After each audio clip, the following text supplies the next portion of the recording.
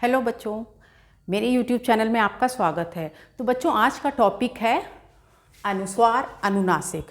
बहुत आसान है, बस कन्फ्यूजन हो जाता है कि अनुस्वार किसे कहते हैं और अनुनासिक किसे कहते हैं। नाम तो आप लोगों ने पहले भी सुना होगा, लेकिन समझने में थोड़ा सा कन्फ्यूजन होता है।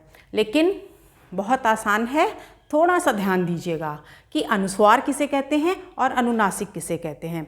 तो अनुस्वार याद रखना है आपको, जिसमें किसी भी वर्ण या शब्द के ऊपर जो बिंदु लगाते हैं उसको बोलते हैं अनुस्वार, और इसका उच्चारण होता है नाक से।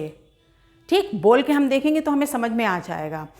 तो जहाँ पर भी बिंदु लगाया जाता है उसको बोलते हैं अनुस्वार। कुछ उदाहरण देखते हैं, जैसे चंदन, मंत्र, कंबल, अंगूर, बंदर, पंडित। बहुत सारे ऐसे जितने भी शब्द या वर्ण हैं जिनके ऊपर बिंदु लगता है तो आपको याद रखना है, उसको बोलते हैं अनुस्वार। अनुनासिक किसे कहते हैं? अनुनासिक जिसके ऊपर चंद्र बिंदु लगता है उसको बोलते हैं अनुनासिक। जैसे आँख, आंचल, चांद, गांव।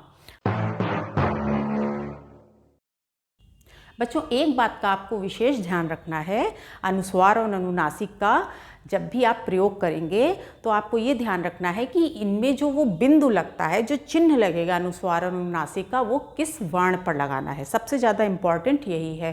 तो इसमें क्या ध्यान रखना होता है कि आप उस वर्ण को, उस शब्द को बोल कर देखिए।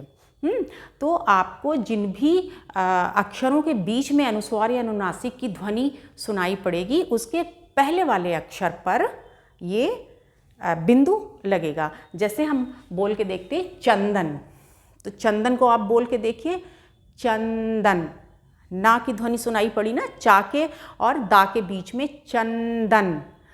तो अब हमें दा पर नहीं लगाना है, जो गलती अक्सर बच्चे कर देते हैं, क्योंकि उन्हें ये नहीं पता होता है कि किस अक्षर पर बिंदु लगेगा।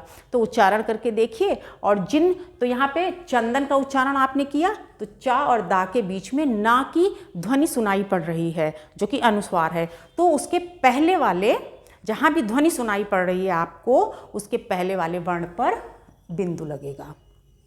इसी तरीके से अनुनासिक है आँख। तो जिसका अनुनासिक का जो उच्चारण है वो कहाँ से किया जाता है? नाक और मुंह से।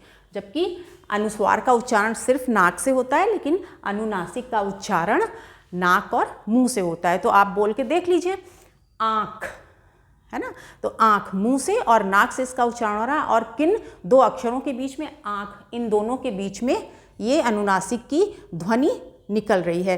तो अनुनासिक में भी पहले वाले वर्ण पर, जहाँ पर ध्वनि निकल रही है उसके पहले वाले वर्ण पर चंद्र बिंदु लगेगा। तो ये उसके कुछ उदाहरण हैं।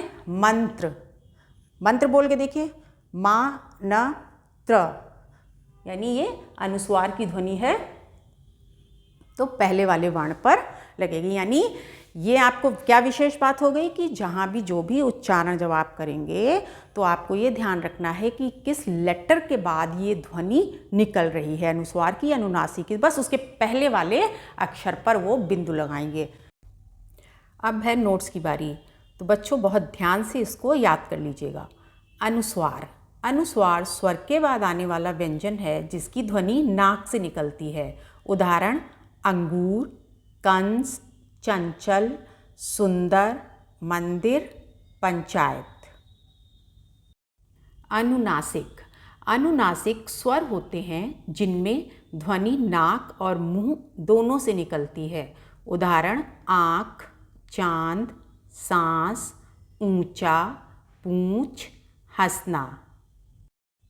धन्यवाद बच्चों, आई होप आपको वीडियो पसंद आया होगा, और प्रैक्टिस के लिए उदाहरण का खूब अच्छे से अभ्यास कीजिएगा। जितने ज़्यादा उदाहरण देखेंगे उतनी अच्छी आपकी प्रैक्टिस होगी। नेक्स्ट वीडियो में अनुस्वार के नियम आपको समझाएंगे।